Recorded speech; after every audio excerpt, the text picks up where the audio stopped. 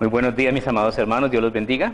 Sean todos bienvenidos a nuestro estudio. Llegamos hoy a un salmo muy hermoso que nos habla acerca de la grandeza del Señor, la vanidad de los ídolos, y nos habla también de un tema que es muy curioso,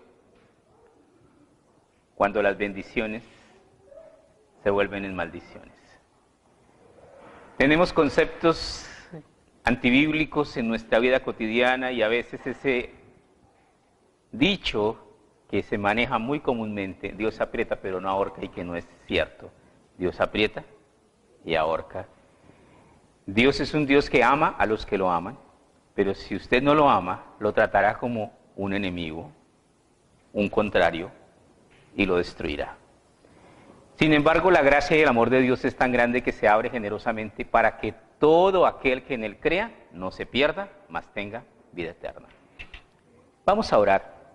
Maravilloso Padre, Dios de gracia y de misericordia, que entregaste, Señor, tu preciosa palabra para que sea estudiada, para que sea entendida, escudriñada y obedecida, Señor. Danos, Señor, disposición para aprender y para vivir, para que tu palabra se convierta en viva y eficaz. Viva cuando la vivimos y eficaz para transformar vidas, cuando permitimos que el Espíritu Santo obre ese cambio maravilloso en cada uno de nosotros, Señor. Regenéranos, transfórmanos, pero para eso, Señor, necesitamos abrir la puerta de nuestro corazón a ese Dios caballeroso que no entrará a menos de que yo le diga que siga, a menos de que yo le abra la puerta. En Apocalipsis 3:20 Dios dice: he aquí yo estoy a la puerta y llamo, si alguno oye mi voz y abre la puerta, entraré a él y cenaré con él y él conmigo. Si tú quieres darle a Dios tu vida, el Señor estará dispuesto a vivir contigo la suerte que tengas que vivir. Y Él nos ha dicho: yo estaré con vosotros todos los días hasta el fin del mundo. Él nos guiará aún más allá de la muerte. Te pedimos, amado Señor, que nos des un corazón sabio y entendido, Señor, para comprender que tú siempre tienes la razón, que tus pensamientos, que tus mandamientos, que tus estatutos y tus ordenanzas son para nuestro provecho, para llevarnos a ser mejores personas, mejores seres humanos, mejores padres, mejores hijos de Dios. Guarda, Señor, el depósito de nuestra fe en ti y no permitas que nosotros nos apartemos, Señor, de tu divina gracia, Señor. Bendícenos. Guarda, Padre Celestial, nuestra vida, Padre Celestial, porque nuestra vida está en riesgo todo el tiempo, Señor. La vida es un préstamo que en cualquier momento se nos pide cuentas. No sabemos cuándo moriremos, pero la misma vida es una sentencia de muerte. Solo se necesita estar vivo para morirse. Y todos cumplimos con ese primer requisito. Ayúdanos a entender que así como un día llegamos a este mundo, un día saldremos de él, Señor. Y el día que nos vayamos de acá, nada nos llevaremos excepto la decisión que tomemos y la vida que hayamos vivido al servicio como siervos de Dios o al servicio de nuestra carne como enemigos de Dios. Ten misericordia de nosotros y bendícenos, Padre Celestial. En tus manos colocamos toda necesidad, toda situación por la cual atravesamos, todo momento, Señor, en el cual nos dejamos, Señor, deslizar de nuestra firmeza y de nuestra espiritualidad. Ayúdanos. Sabemos que tú eres un Dios misericordioso, bueno, que se duele del castigo, que perdona la iniquidad de sus hijos que reconocen su pecado, de sus hijos que buscan el perdón. Te pedimos, Señor, que nos perdones y que nos ayudes, Señor. Te damos gracias por todo en el nombre de Cristo Jesús, nuestro amado Salvador. Amén. Sean todos bienvenidos, mis amados hermanos. Podemos sentarnos.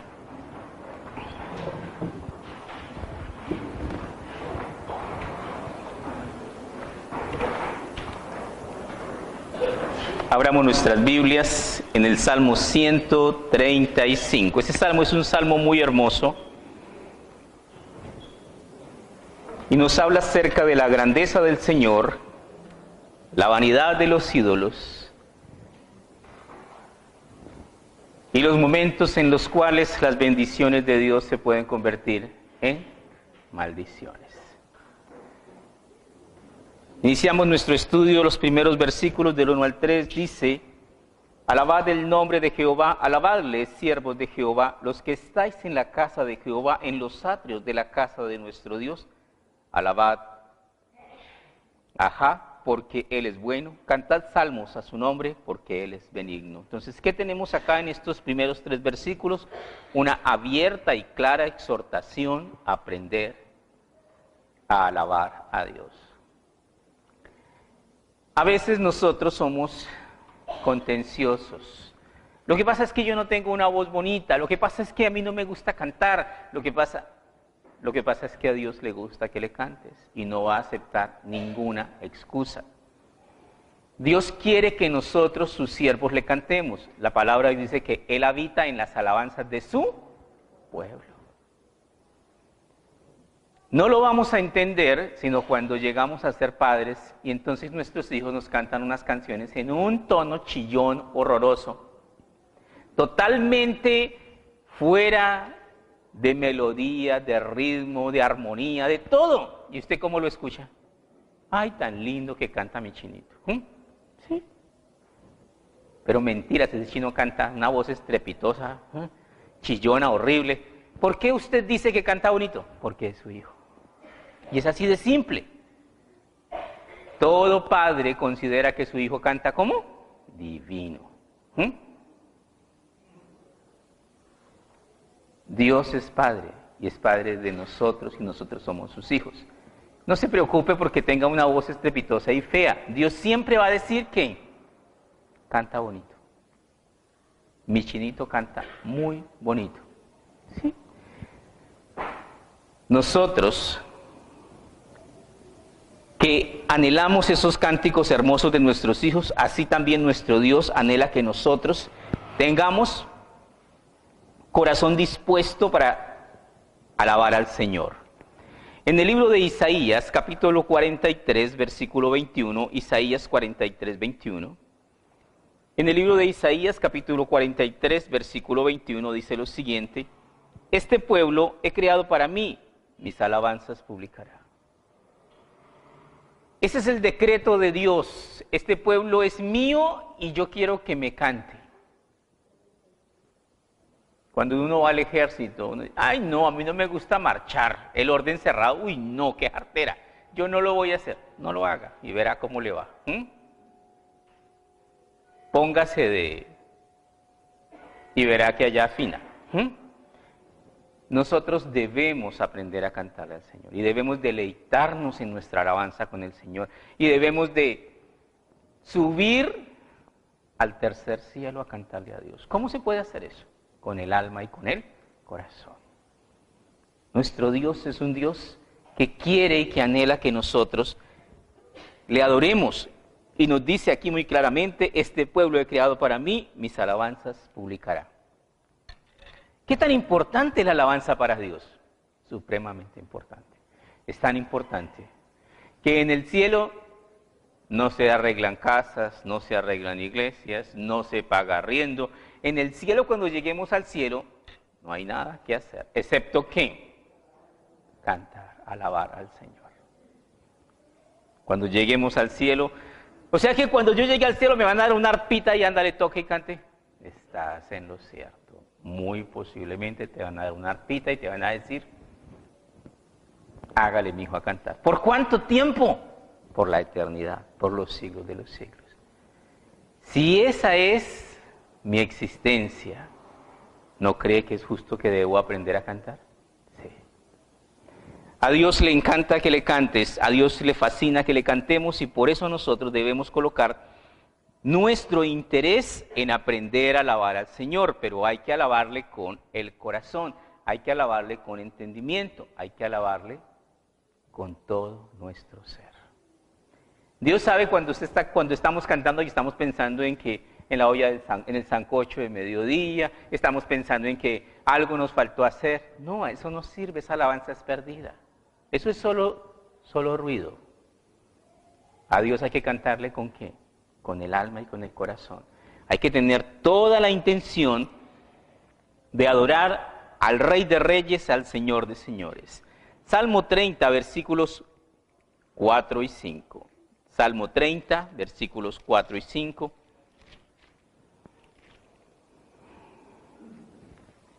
Dice en el Salmo 30, versículo 4 y 5, cantad a Jehová, vosotros sus santos, y celebrad la memoria de su santidad. Porque un momento será su ira, pero su favor dura toda la vida. Por la noche durará el llanto, y a la mañana vendrá la alegría. ¿Qué quiere decir esto? Dios es un Dios de misericordias, Dios es un Dios de perdón. Dios es un Dios que anhela tu bien. Dios es un Dios que cada día me bendice. Pero muchas veces mi mal comportamiento me hace perder ¿qué? Bendiciones. Y mi mal comportamiento puede llegar a ser que las bendiciones de Dios se conviertan en maldiciones. Por último, aquí aparte, en este temita de la adoración, Isaías 43, versículo 7. Isaías 43, 7 nos habla acerca de la voluntad de Dios y nos dice todos los llamados de mi nombre. Isaías 43, versículo 7. Todos los llamados de mi nombre, para gloria mía, los he creado, los formé y los hice. ¿Qué es lo que yo debo entender cuando voluntariamente quiero ser un siervo de Dios? Yo soy llamado a llevar gloria y honra al nombre de Dios. Y si Dios me manda a cantar, llevarle gloria, ¿es obedecerle? Sí, Señor, es obedecerle. O sea, hay que aprender a cantarle a Dios. Volvemos a nuestro Salmo 135, leemos ahora el versículo 4. Porque Hash, es un apóstrofe hablando de Dios, ha escogido a Jacob para sí, a Israel por posesión suya. Aquí tenemos un versículo que puede llegar a darnos ciertos conflictos por nuestra naturaleza egoísta.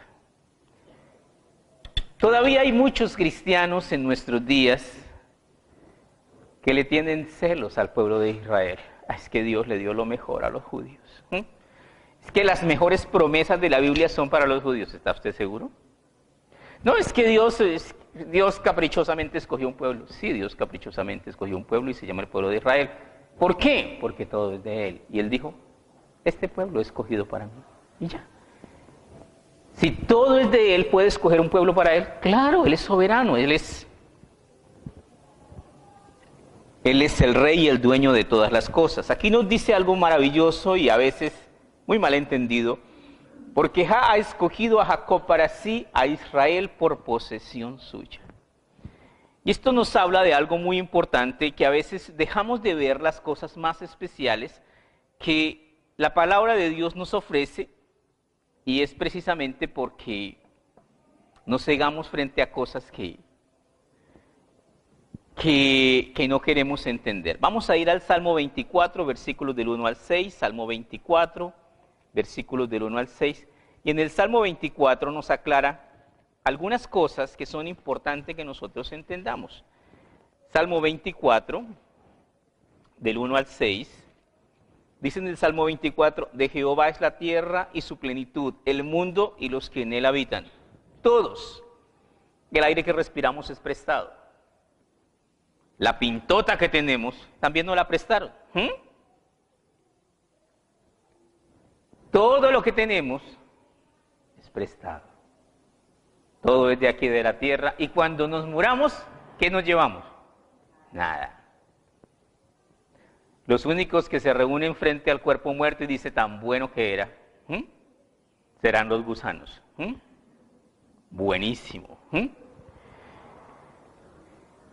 Todo lo que nosotros podamos tener y poseer en esta tierra, desde acá se queda acá. Y lo único que vamos a sacar de este mundo es la decisión de nuestra salvación. De Jehová es la tierra y su plenitud, el mundo y los que en él habitan, porque él la fundó sobre los mares y la afirmó sobre los ríos. El agua, la fuente de vida. ¿Quién subirá al monte de Jehová y quién estará en su lugar santo? ¿Qué quiere decir eso? ¿Quién se acercará a Dios? ¿Quién podrá estar delante de Dios? El limpio de manos y puro de corazón, el que no ha elevado su alma a cosas vanas, ni jurado con engaño. Entonces aquí que tenemos, aquí nos habla de quién es aquella persona que se acerca verdaderamente al Señor. Estamos aquí, al 6. Versículo 5. Él recibirá bendición de Jehová y justicia del Dios de salvación. Tal es la generación de los que le buscan, de los que buscan tu rostro, oh Dios de Jacob. Dios escogió al pueblo de Israel, pero no cerró la puerta la dejó ¿cómo? Abierta. Y si yo le busco, ¿Él me acepta? Sí. En el Evangelio según San Juan, en el capítulo 1, dice, a los suyos vino y los suyos no le recibieron, los judíos. Y luego dice muy claramente, mas a todos los que le recibieron, a los que creen en su nombre, les dio potestad de ser hechos, ¿qué? Hijos de Dios. O sea, nosotros no tenemos por qué envidiar a los judíos porque ellos son los hijos de Dios, el pueblo escogido, porque a nosotros se nos dejó la puerta, ¿cómo? Abierta. Si eso te genera envidia, sepa que usted tiene todo el derecho y todas las miles de oportunidades para también ser, ¿qué? Pueblo escogido de Dios. Y a nosotros se nos ha dado una gracia mucho más abundante, por medio de la obra maravillosa, de la obra redentora de nuestro Señor Jesucristo. En el Evangelio según San Juan, en el capítulo 15, versículo 16 y 17, San Juan 15, 16 y 17, leemos lo siguiente. San Juan 15, versículo 16, dice, no me elegisteis vosotros a mí, sino que yo os elegí a vosotros y os he puesto para que vayáis y llevéis fruto y vuestro fruto permanezca, para que todo lo que pidiereis al Padre en mi nombre, Él os lo dé. Esto os mando, que os améis unos a otros. ¿Qué quiere decir esto? En el plan de Dios estaba escoger a los judíos y también a los gentiles. Dios es un Dios que no hace acepción de personas. El propósito de Dios es que un día ellos y nosotros seamos, ¿qué? Uno solo. Pero muchas veces nos quedamos y nos enredamos en pequeñeces, en cosas. Ay, sí, es que Dios a los judíos les ha dado tanto y a nosotros también. El Dios de ellos es el Dios de nosotros. El mismo Dios de amor de ellos es el mismo Dios de amor de nosotros.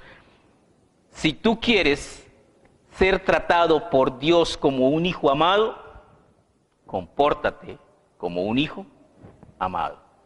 Volvemos a nuestro Salmo 135. Dice el versículo 6, porque yo sé que Jehová es grande y el Señor nuestro mayor que todos los dioses. Entonces aquí tenemos algo muy importante, dice el salmista, porque yo sé que Jehová es grande y el Señor nuestro mayor que todos los dioses. Se está refiriendo a que existen dioses, o mejor dicho, existen ídolos. ¿De dónde provino la idolatría?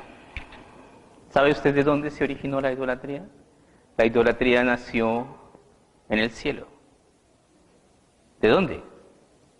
De un querubín. ¿Qué dijo Luzbel? Seré semejante al Altísimo. En el norte pondré mi trono. Fue Satanás el que empezó con esa idea. Luego que Satanás vino al huerto del Edén, le dijo al hombre una de las mentiras más, pues casi todas las mentiras son tontas, pero una de las más tontas. Encontró a Eva sola y le dijo, ¿con qué Dios os ha dicho que no comáis de todo árbol del huerto? Y Eva le dice, no, de todos los árboles del huerto podemos comer, pero del árbol de la ciencia, del bien y del mal, no podemos comer porque el día que comamos de él, moriremos.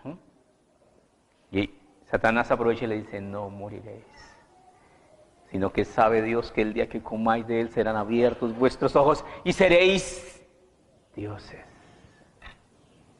Y nos contagió, ¿qué? Ese mismo problema. Y Eva estaba en el paraíso, lo tenía todo, pero dijo, ay, eso no lo tengo. Yo quiero ser diosa. Sí.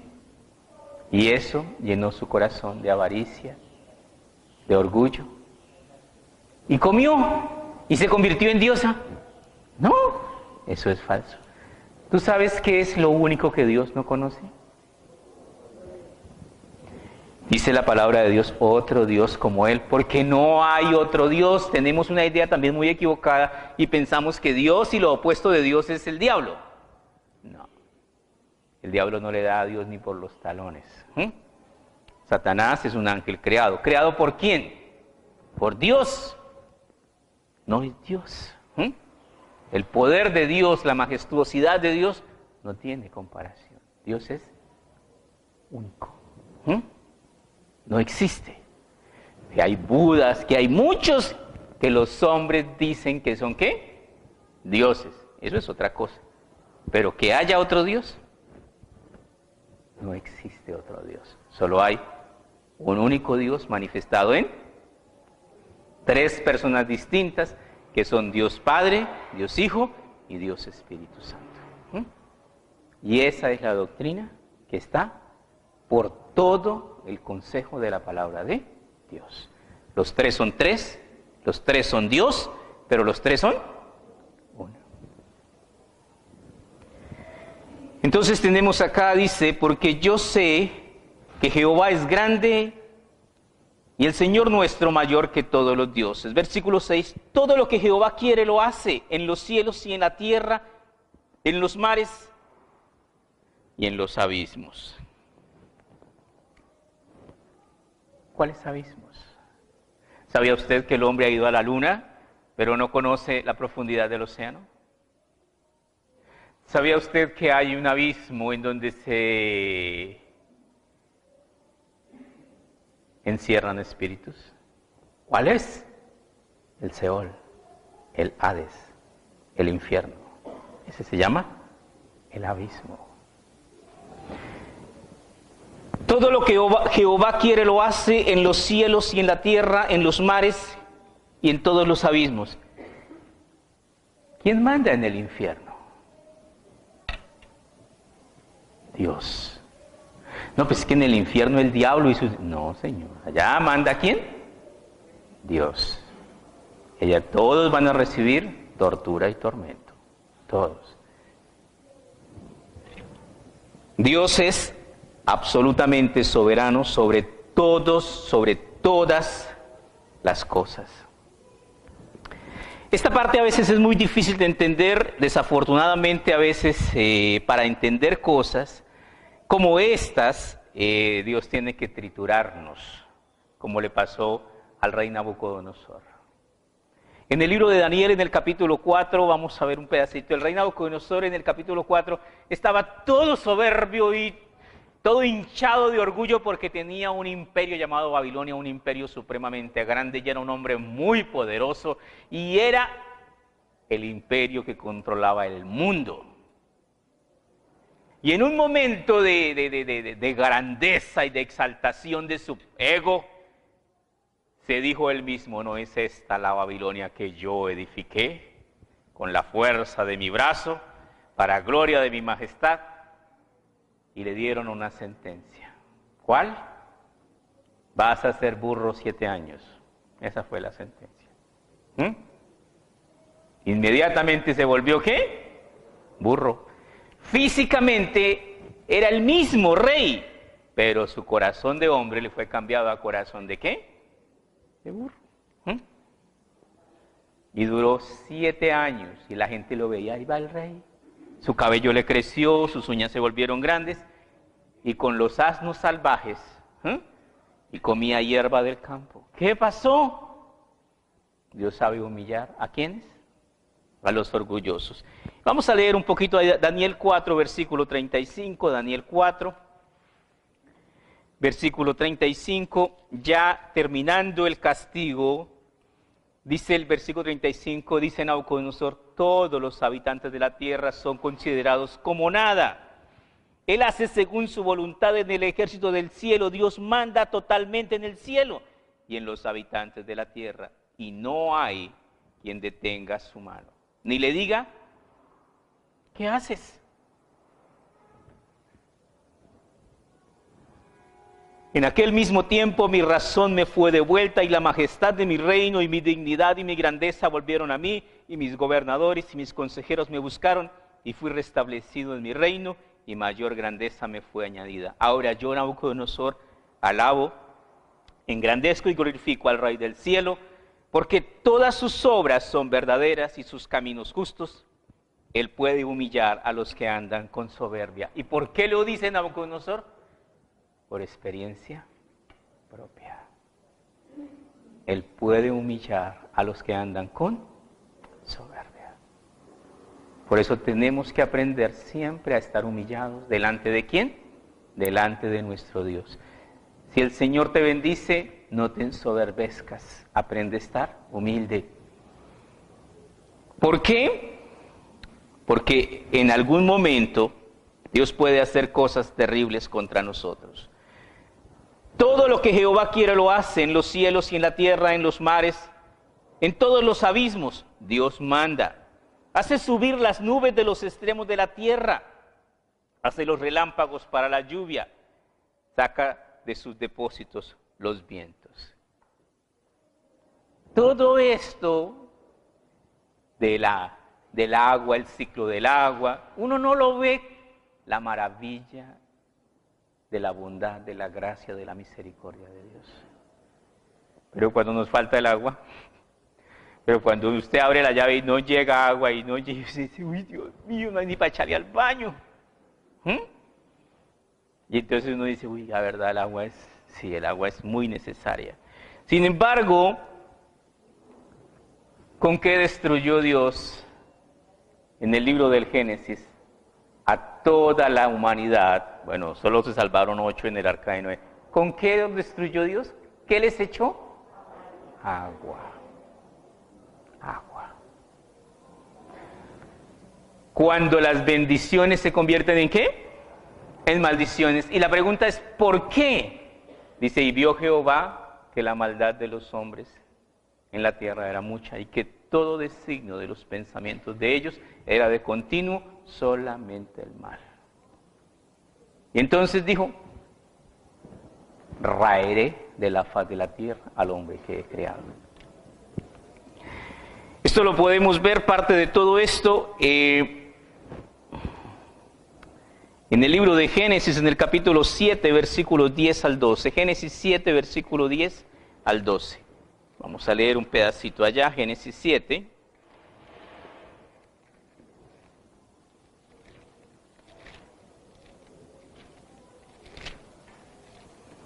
Versículo 10. Y sucedió que el séptimo día las aguas del diluvio vinieron sobre la tierra. En el año 600 de la vida de Noé, en el mes segundo, a los 17 días del mes, aquel día fueron rotas todas las fuentes del gran abismo y las cataratas de los cielos fueron abiertas. Y hubo lluvia sobre la tierra 40 días y 40 noches. La ciencia puede decir que no hay tanta agua para tapar todos los montes que hay en la tierra. Pero usted y yo debemos recordar que no hay nada imposible para Dios. ¿El que hizo el agua en la tierra puede hacer más agua? Claro, no tiene ningún problema. ¿Qué dice? Las cataratas, o sea, el abismo abajo brotó agua, aguas subterráneas. Y las cataratas de los cielos, llovía, ¿a qué? A cántaros. No caía agua, no caían chorros. ¿De dónde? Del cielo a la tierra. De abajo arriba y de arriba hacia abajo. El agua que es vida vino a causar muchísimas muertes. ¿Por qué? Porque Dios es un Dios de amor, de bondad, de gracia y de bendición con aquellos que ¿qué? Que son sus hijos. Seguimos nuestro estudio acá, dice, hace subir las nubes de los extremos de la tierra, hace relámpagos para la lluvia, saca de sus depósitos los vientos. Esto es algo impresionante que a veces nosotros ni agradecemos porque hay viento. ni agradecemos porque hay lluvia. Un día Dios nos dará un poquito del jarabe cuando las cosas no existan. Mucha gente dice, en el futuro el oro no será valorado como el agua. Sí, habrá un futuro en el cual el agua será una gran posesión. Y habrá un tiempo también, solo un pequeño tiempo, en donde Dios le dirá a los 4 ángeles que están en los 4 ángulos de la tierra, o sea, oriente, occidente, norte y sur, y les va a decir, no dejen que ningún viento se mueva sobre la tierra. Y los vientos se detendrán totalmente. En ninguna parte del mundo soplará viento. ¿Qué va a pasar? Una serie de estragos impresionantes. Porque algo tan simple como las corrientes de aire, que suponemos que deben existir todo el tiempo, y Dios nos va a dar una lección cuando le diga a esos 4 ángeles que se detengan los vientos. Porque muchas veces no valoramos lo que Dios hace por nosotros. Dice, hace los relámpagos para la lluvia, saca de sus depósitos los vientos, versículo 9. Es quien hizo morir a los primogénitos de Egipto. A veces tenemos un concepto equivocado de Dios. Dios es amor. Vaya, pregúntele a los egipcios después de que se murieron los primogénitos en todas las casas de cada egipcio y dígale, Dios es amor. ¿Y ellos qué van a decir? No. Dios es muerte. Para los que son sus enemigos, Dios es muerte. Para sus hijos, para sus amados hijos, Dios es amor. Él es quien hizo morir a los primogénitos de Egipto, desde el hombre hasta la bestia. Envió señales y prodigios en medio de Tío Egipto, contra Faraón, contra todos sus siervos. Destruyó a muchas naciones, mató reyes poderosos. Este es el Dios que usted conoce de la Biblia. Dios mata gente. Dios mata gente. A Sehón, rey amorreo, a Og, rey de Basán, a todos los reyes de Canaán, y dio la tierra de ellos en heredad a Israel, su pueblo. ¿Qué quiere decir esto? Eso es un documento oficial. La Biblia es un libro antiquísimo que dice, Dios peleó y mató e hizo botín, conquistó la tierra y se la entregó ¿a quién? A su pueblo Israel. Aquí viene un gran problema. La tierra prometida. ¿Qué tan grande es la tierra prometida? ¿Cuál es la extensión de la tierra prometida de los judíos? Desde el Éufrates hasta el Nilo. ¿Esa es la tierra de quién? De Israel. No la tienen. Todavía no tienen esa tierra. Israel ha perdido mucha de su tierra, como muchas veces nosotros perdemos muchas de las bendiciones que Dios nos da. ¿Por qué? Por ser desobedientes. Por ser desobedientes.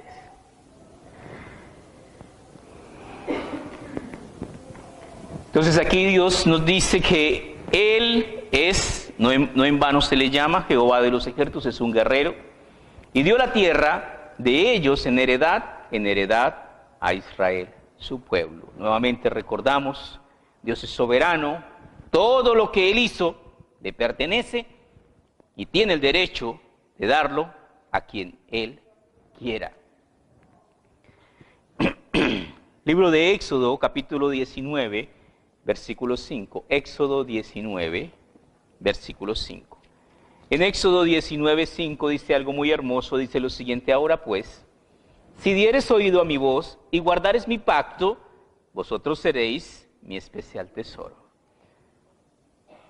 sobre todos los pueblos, porque mía es toda la tierra. ¿Qué quiere decir eso? Es una invitación. ¿A qué? A recibir a Dios, a obedecer la palabra de Dios, a seguir al Señor, a servir al Señor. Ahora pues, si dieres oído a mi voz, si usted escucha la palabra de Dios, abre su corazón, Dios lo recibirá. Si usted quiere ser hijo de Dios, Dios lo adoptará como suyo. Ahora pues, si dieres oído a mi voz y guardares mi pacto. ¿Y cuál es el pacto con Dios? La obediencia a la palabra del Señor. El pacto con Dios es la Santa Cena, pero eso implica conocer la palabra de Dios y obedecerla. Si dieres oído a mi voz y guardares mi pacto, vosotros seréis mi especial tesoro sobre todos los pueblos, porque mía es toda la tierra. ¿Quieres ser tratado como un hijo, como el hijo favorito de Dios? Hónralo, y Él te honrará. Deshónralo. ¿Ha visto películas de francotiradores? Terribles, donde ponen el ojo. Déjame decirte que Dios es un Dios que no es errativo. Cuando Él dice, ¿se muere? Se muere. Horrenda cosa es caer en manos ¿de quién? De un Dios vivo. Por eso Jesucristo también nos dijo, no tentarás, ¿a quién? Al Señor tu Dios. Nos ha llamado Dios a una vida de santidad y de rectitud. Honremos a nuestro Dios y vivamos de una manera sabia, santa y prudentemente. Entonces sigue diciéndonos acá el versículo 13, oh Jehová, eterno es tu nombre, y tu memoria, oh Jehová, de generación en generación. ¿Qué quiere decir eso? Se dice que los elefantes tienen muy buena memoria. Pero la memoria de Dios, ¿qué tal? Es muchísimo más grande que la de cualquier otro ser creado. Dios se acuerda ¿de qué? De todo, absolutamente de todo. Usted no tiene que decirle, ¿se acuerda, Señor? Es que hice memoria y me acuerdo de ese día que yo estaba pecando, Señor. Se acuerda perfectamente el día, la hora y todo lo que hizo. La memoria de Dios es completa. Oh Jehová, eterno es tu nombre. Tu memoria, oh Jehová, de generación en generación. Dios tiene muy buena memoria, pero nos dice que si confesamos nuestros pecados, Él es fiel y justo para perdonar nuestros pecados y limpiarnos de toda maldad. Pero si no confesamos, tiene buena memoria para acusarnos. ¿De qué? De todo aquello de lo cual no quisimos arrepentirnos. Versículo 14. Porque Jehová juzgará a su pueblo y se compadecerá de sus siervos. Dios es un juez justo. Pero dentro de la justicia de Dios, que dice el que la hace la paga, está la misericordia de Dios. Dentro de la justicia de Dios, que dice el que la hace la paga, dice, pero si me pide perdón, ¿se le perdona qué? Todo. Y hay gente que no ha entendido la grandeza de la misericordia de Dios. Y no quieren pedir perdón. Y hay gente que inclusive dice, no, es que uno debe ser valiente y enfrentar las consecuencias de sus actos. Usted es totalmente libre. Pero las consecuencias de los actos del pecado son el infierno. Y después el lago de fuego. Pero la misericordia de Dios tiene consigo el premio que es perdón, gracia, salvación y una eternidad y una herencia maravillosa en Cristo Jesús para todos los que amamos al Señor. Porque Jehová juzgará a su pueblo y se compadecerá de sus siervos. Vamos a libro de Zacarías, Zacarías capítulo 13, versículos 7 al 9, Zacarías.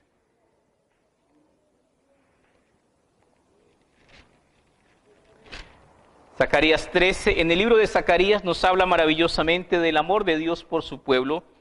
Dice, levántate, oh espada, contra el pastor, contra el hombre, compañero mío, dice Jehová de los ejércitos, heriré al pastor, y serán dispersadas las ovejas, y haré volver mi mano contra los pequeñitos. ¿Qué es esto?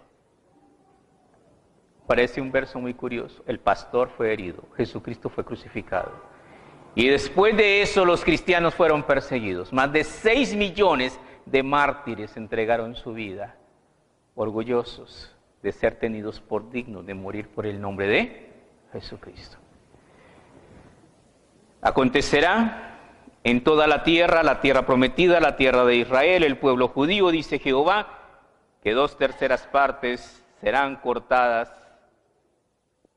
en ella y se perderán, mas la tercera parte quedará en ella. ¿Qué quiere decir esto? Quiere decir que el pueblo judío será dividido en 3 partes. 3 montoncitos iguales. De esos 3 montones, 2 se van a perder. ¿Qué quiere decir eso? Morirán sin salvación. ¿Por qué? Porque no se arrepentirán. Porque no reconocerán. ¿A quién? A Jesucristo. ¿Y qué dice la Biblia acerca de Jesucristo? Aquí pongo en Sión la piedra principal, piedra escogida y preciosa.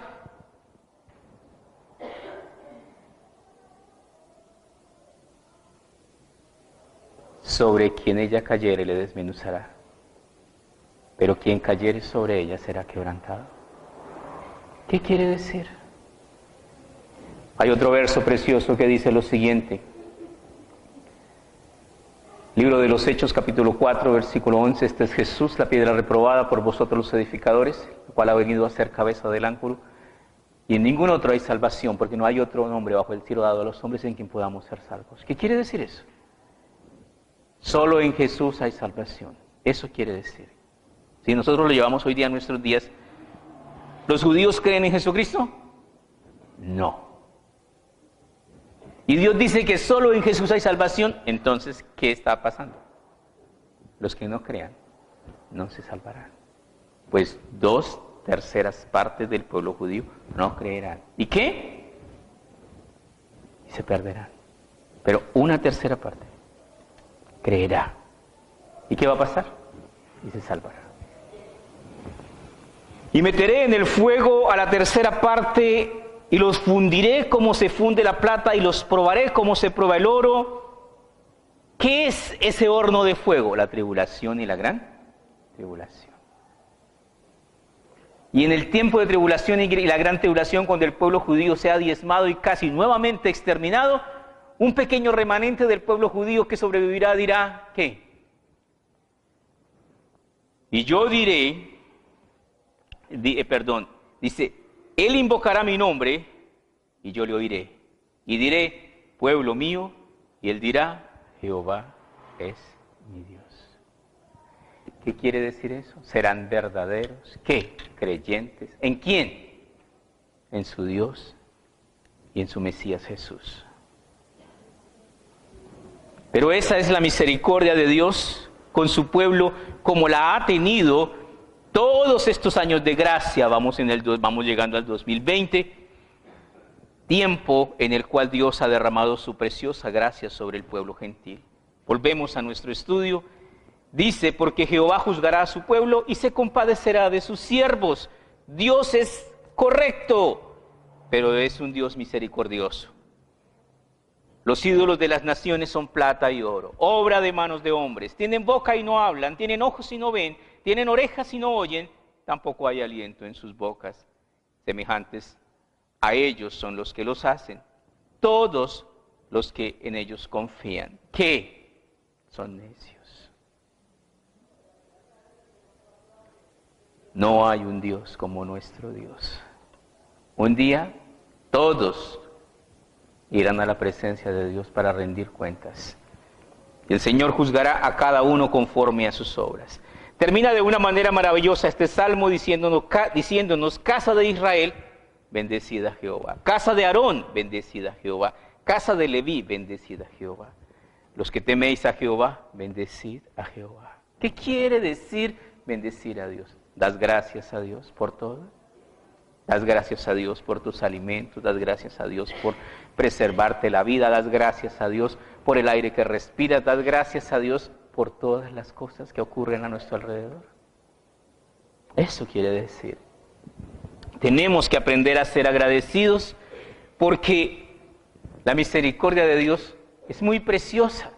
Por pura misericordia de Dios, tú y yo tenemos el privilegio de escudriñar la palabra de Dios, de estudiar la palabra de Dios, de poder darnos un chapuzón en la doctrina de la palabra de Dios y de estar en una iglesia de sana doctrina. La mayor parte de las iglesias cristianas hoy día engañan utilizando la palabra de Dios. Qué precioso es que cuando uno puede predicar la palabra de Dios con limpia conciencia y cuando uno dice, yo también estoy detrás del camino de la salvación de mi alma. Y ese es el propósito. Mi propósito como pastor, que el día de mañana ustedes y yo lleguemos a la presencia del Señor. Como dijo Pablo, ustedes son mi corona.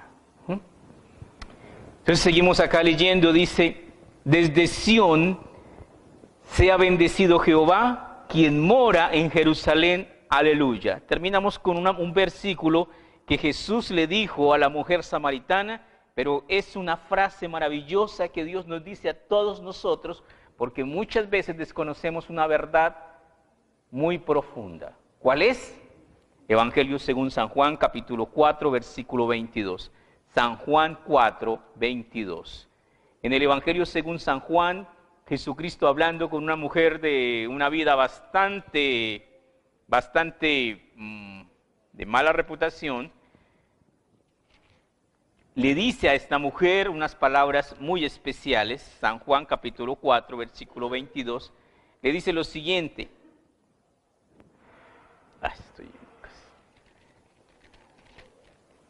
San Juan 4, versículo 22 dice, vosotros adoráis lo que no sabéis, nosotros adoramos lo que sabemos, porque la salvación viene ¿de dónde? De los judíos.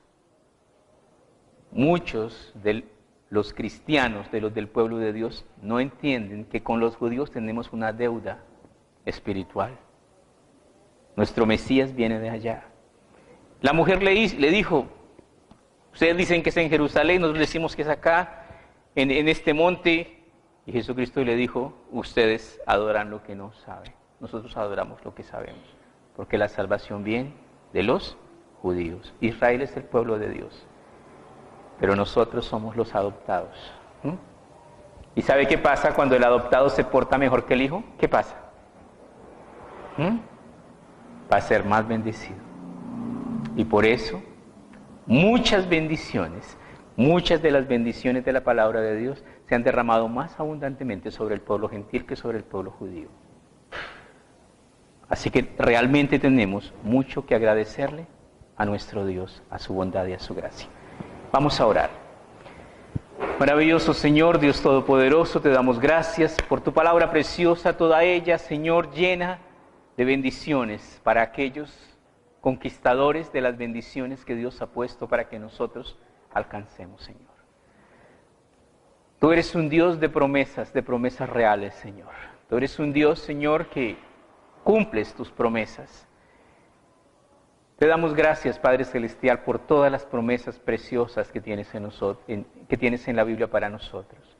Porque nos dices, porque yo sé los pensamientos que tengo acerca de vosotros, pensamientos de bien y no de mal, para daros el bien que esperáis. Y aún mucho más de lo que nosotros podemos imaginarnos, Dios hará por nosotros. Gracias por todo lo que has hecho, Señor. Gracias por lo que sigues haciendo y por lo que harás, Señor, por nosotros. Danos un corazón agradecido, Señor, porque muchas veces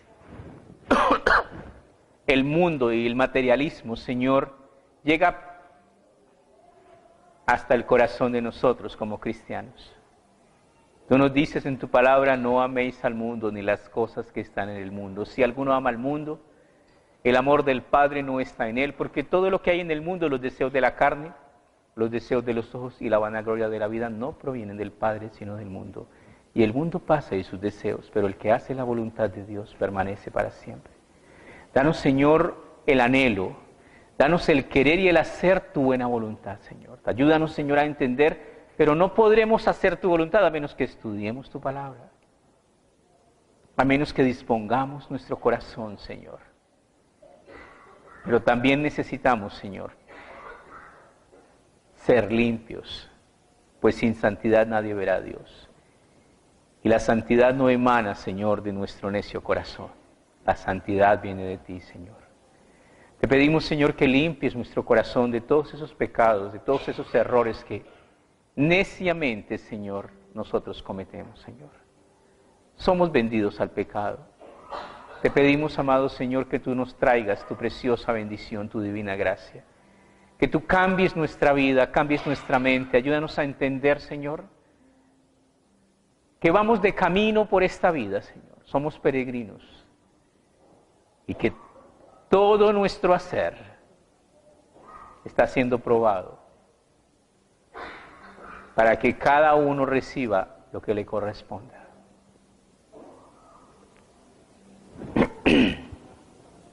Pedimos tu bendición, Padre Santo. Danos sabiduría, entendimiento, discernimiento, Señor, en el conocimiento de tu verdad. Guárdanos de todo mal. Bendice, Padre Celestial, a cada uno de nosotros. Trae, Señor, tu toque de sanidad sobre los que estamos enfermos y sánanos. Te damos gracias por el pastor Oscar, Señor. No sabemos qué pasó. Maravillosamente lo mandaron para la casa, que guardara reposo, no lo operaron. Parece que está muy bien. Parece que hubo un milagro. Tú eres un Dios de milagros, Señor. Gracias te damos, Señor, por la vida de él, por la vida de su familia, Señor, porque ha sido algo muy confortante para todos nosotros ver cómo tú obras, Señor, maravillosamente, Señor. Pedimos, Padre Celestial, que tú nos bendigas y que tú nos ayudes, Señor.